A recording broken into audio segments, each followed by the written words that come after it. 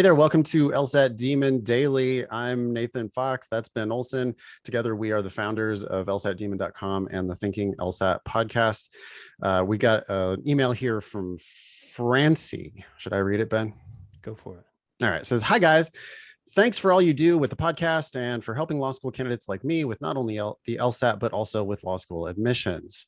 I've listened to probably every podcast episode. Francie is referring to the Thinking LSAT podcast, and have heard you guys give listeners some great insight / advice, but I don't believe my current situation has ever been mentioned or talked about. So I would love to hear what you guys have to say. Last fall, I asked one of my professors to write me a letter of recommendation. I have a great relationship with this professor, so I knew that he would say yes and could write me a spectacular letter. More so than that, I knew that his LOR would be a game changer for my application because he is a published author who has written countless novels and been published in some major magazines, New York Times, for example. Ben, what do you think about that?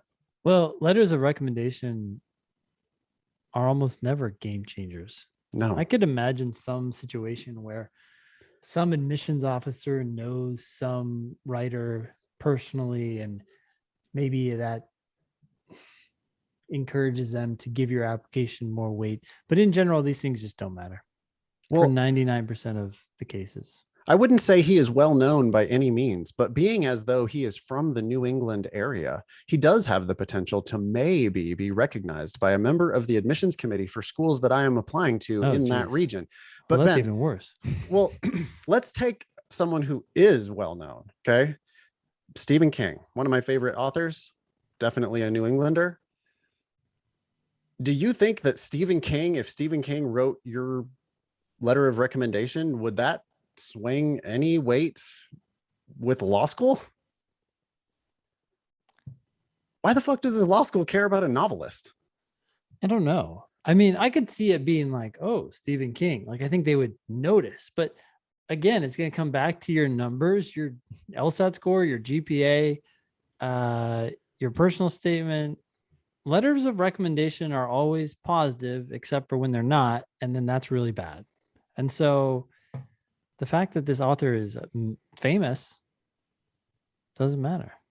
So what? It's just, to me, it's like, so what? This person's not even a lawyer. Not that you have to have a lawyer write you a letter of recommendation, but I just don't see why. Like, you want somebody who knows you well and is going to write nice things about you. Yep. Their degree of fame is not important. I had told him initially that I wouldn't need the letter until September of 2021. I knew that he was retiring this May, so I figured that would be the perfect time to reach back out again. To my dismay, he shared with me some very unfortunate news about his health. In short, he told me that he, quote, got some grave news about his lungs, and that he, quote, can't promise where he will be in the next few months, but if he is upright and clear thinking, he would be happy to look over anything I send him. What? Side note, I had also asked him to review drafts of my personal statement. So that's what he's referring to. Of course, I was devastated to hear the news because of the great personal relationship I had with this professor. I had responded to him expressing those feelings and very subtly alluded to the question of whether he would still write me the LOR, because he did not explicitly say he would or would not write it anymore.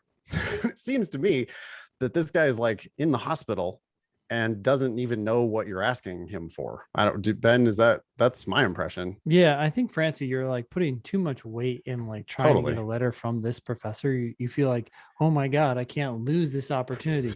It doesn't matter. Just find someone who likes you and write it. Yeah, I think this ship sounds like it has sailed, unfortunately. I mean, I wish him the best. I hope this dude does not die, but it's like, you bothering him about a letter of recommendation while he's dying of lung cancer. What? Now it's been over 2 weeks since I responded to his email, and I have yet to hear anything back. This is concerning to me because he usually responds to my emails within the same day or 48 hours at the most. I shouldn't be making fun of this. Like, or it's like, sounds like this dude is dead or in the hospital. Yeah. Even if he's just in the hospital, I'm sure he has other concerns. He's probably not Yes. checking email. Just He's let it probably go. spending time with his family. Yep. To be as blunt as possible, I am truly worried that he may have died or is closer to dying. I don't know why I'm laughing. Gallows humor, I suppose, is closer to dying than I have thought, making him physically incapable of responding.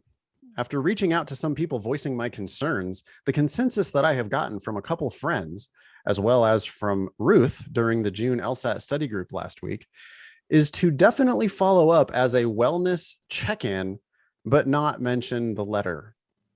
I think what Ruth is telling you is check in with your friend. See how he's doing. Yeah. And give up on the idea of getting a letter of recommendation from this person. Who gives a shit? Yep. Let the letter go. That's what a friend would do. Wow.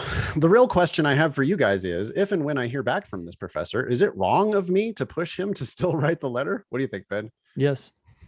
I agree. I think that would be like, you're a bad person if you did that. I mean, that's kind of I don't really mean that. Overarching claim, but yeah. I don't mean that, but you've got a friend who's dying, dude. Really? You're gonna try to get a letter of recommendation from them while they're dying? That's like, I mean, it's not entirely like, but it's pretty close to being like, oh, you're not feeling so well. So hey, can you sign these documents? Yeah, right. Totally. Like they might, transfer some assets to me after you die. Yeah, like, it does seem wrong. It seems unethical. Yeah. As I said previously, this LOR could really be a game changer on my application. Nope, that's your problem. Well, that's the problem. It's not Ben, a game changer, so let it go. Well, game changer in which direction, Ben? You acknowledged earlier that they don't matter except for when they do. And I think they mostly matter when they're bad. Yeah. Like you're going to push this person on their deathbed to write you this letter. I think you're risking that it could come off as tepid, or you might be misunderstanding the relationship that you have with this person. Yeah. I mean, you're specifically asking, is it wrong of me to push him to still write the letter? If you push this person to write this letter, I have a feeling that letter might, if you get the letter, it might not be good. I really want this professor to know how much his letter of recommendation would mean to me, but I'm not sure if it's selfish of me to ask again, considering that he has this health condition going on. Yes, we think it's selfish. Also, we don't think that it just doesn't matter. It's not going to be a game changer the way you think it is. I have heard both sides of the coin. Maybe he'd be happy to write it so that he has something to take his mind off his health condition. That's what everybody on their deathbed wants, Ben, is a writing assignment to like a super boring writing assignment where you write someone a letter of recommendation for law school, of all things. But on the other hand, he might be too consumed with the health condition to do so. Thanks, Francie. P.S. I'm sure you're already thinking of telling me to find a backup recommender just in case, but I have asked 2 other professors for a letter of recommendation, and I have yet to hear from the one who was supposed to be my said backup. So I only have 1 letter of recommendation officially on my LSAC file. Okay, find someone else. Follow up with the person who didn't get back to you. Yeah. Follow up with that person. Reconnect with some other old professor. You might also think about using graduate teaching assistants, a boss, anybody who manages you or gave you a grade. Reconnect with those people who are in their office at work, rather than trying to force this dude on his deathbed to write you this letter of recommendation. Yeah. Cool. Email daily@lsatdemon.com if you'd like to ask us a question or share some hot LSAT or law school admissions news. Thanks for listening.